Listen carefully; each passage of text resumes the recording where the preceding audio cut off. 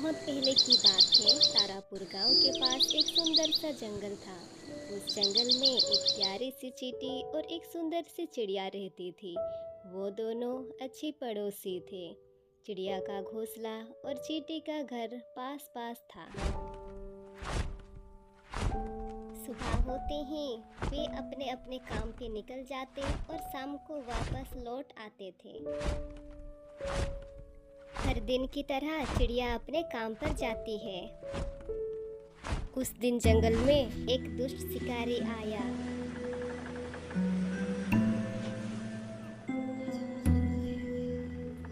चिड़िया दिन भर काम करके थक चुकी थी। थोड़ी देर आराम करने को सोची और पेड़ पर बैठ गई और आराम करने लगी। शिकारी घूमते घूमते जंगल में पेड़ पे बैठी चिड़िया को देखा और शिकार करने को सोचा।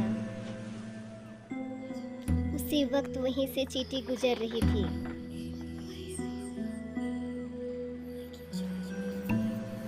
उसने शिकारी को निशाना साधते देख चिड़िया को बचाने की सोची और बिना देर किए जाकर शिकारी के पांव पर काट दी।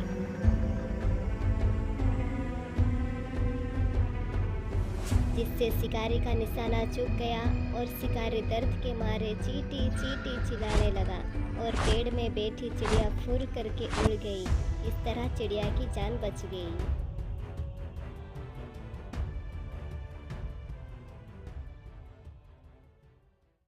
कुछ दिन के बाद बारिश का मौसम आ गई।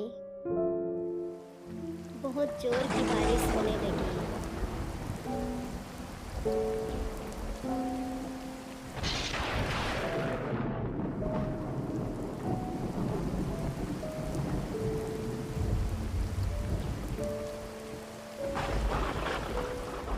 बहुत जोर की बारिश में चींटी का घर उजड़ गया।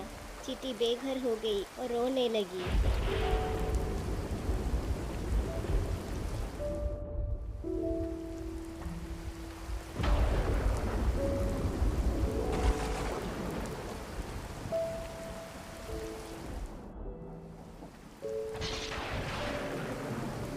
चींटी बारिश में बचने के लिए इधर उधर जगह ढूंढने लगी।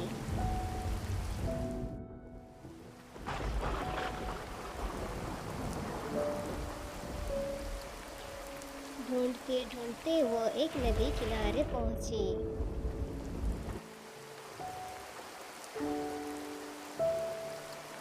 अचानक उसकी पांव फिसली और वह नदी में गिर पड़ी और नदी के बहाव में बहने लगी।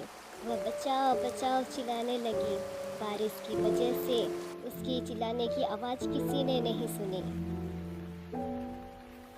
चींटी हताश निराश हो गई।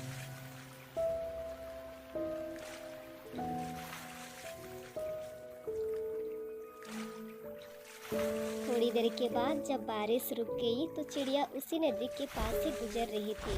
चिड़िया की नज़र चींटी पर पड़ी और उसने चींटी को मदद के लिए तरकीब सोची।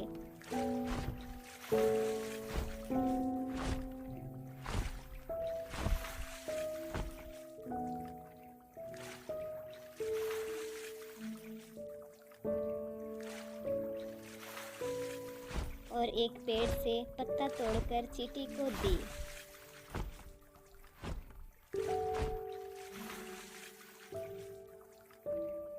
चींटी बहुत कोशिश करने के बाद पत्ते के ऊपर बैठ गई और नदी के बहाव में बहने लगी।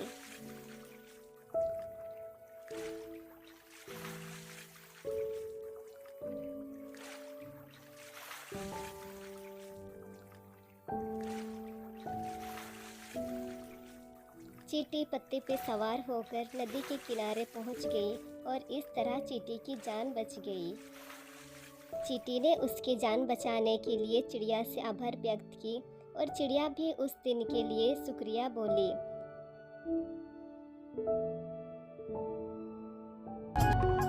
तो बच्चों, हमें हमेशा एक दूसरे की मदद करनी चाहिए।